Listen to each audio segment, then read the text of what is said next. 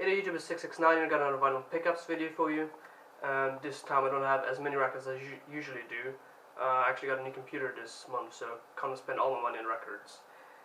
Most of these are going to be hip hop, but the first are actually rock records. So let's just get those out of the way. First we got a record I've been to get for a while, that's Dino Jr.'s Green Mind. This is an awesome Dino Jr. record. I already have Bug, and I definitely want to get more Dino Jr. records, but for now this was definitely number one on my pickup list.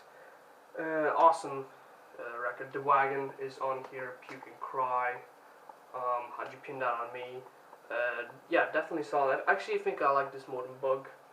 I definitely want to get more Dino Jr. records, for sure. And if you're not familiar with Dinosaur Jr., they're of course a band that influenced the Seattle sound quite a bit back in the late 80s. Yeah, so really awesome band. If you like, I guess, grunge or 90s rock music, you definitely need to listen to Dino Jr. if you haven't so already. Yes, and this is of course the one and only legendary MC5. Yeah, this is awesome. This is fucking rock and roll right here. This is of course Kicking Out the Jams from 1969. Fantastic live album. Comes as a gatefold. Look at these guys. These guys don't fuck around. But yeah, this is of course an awesome rock album. If you like rock and roll, you have to listen to this if you haven't so already. This is freaking awesome. This is much more kind of like fast-paced rock and roll than what you heard back in '69. I'd say, you know, you had stuff like Grateful Dead and you know, The Doors, and then this comes around. It's kind of more like, you know, in your face, more like heavy, you know. Well, not maybe specifically heavy, but more fast and stuff like that. Yeah, overall, this is an awesome album. And do pick this up if you can, because it's a re-release and it's quite cheap actually. You get this for like I don't know, £6-7 at Amazon, something like that. Definitely worth getting. So yeah, now we got the hip hop records. Let's start with the record I actually did buy a while ago, but it turned out to be bootleg, and the sound quality wasn't really good.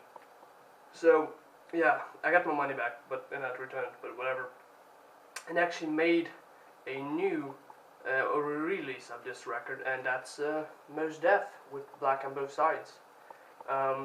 Probably the I guess the essential Mos Def record. Mos Def of course is the New York based rapper, actor even, and social activist I suppose. And I think this is his first album, and it's a great album. Mathematics is on here, which of course is, you know, if you're familiar with Mos Def at all, you probably heard Mathematics, which is one of his most known songs, I guess.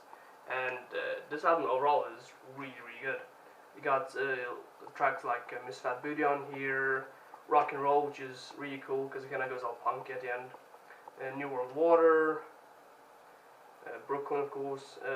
Yeah, overall, and of course Do It Now with Busta Rhymes. Yeah, overall this is an awesome hip hop album. And since this is a re-release, they actually put it out on clear vinyl. Awesome. Yeah, I'm definitely glad they did re-release on this. Look at that. Sweet. Yeah, because the record is, from the start, the original at least, is a bit expensive. It's not super expensive, but still. So I'm definitely glad that they put out a re-release. Since there was a lot of bootlegs going around, which one of them I got. Moving on to, I think, is a very important hip-hop album. I think even if you don't like hip-hop, you can still kind of appreciate this album, because it's just very well done. That's of course Madvillain with Madvillainy. This is of course the collaboration project between MF Doom and Madlib. Probably one, if not the most I guess well-known MF Doom project. This is overall a fantastic album. Just the back, Madlib on there. Madlib of course does the productions on here, and MF Doom of course raps over them. And you know, MF Doom is kind of, you know, MC that really, you know, you can take really like weird off tempo beats and he makes it sound perfect. You know, he can nail down that style of rapping. You know, kind of similar to stuff A$AP Rock does, and even Earl Sweatshirt.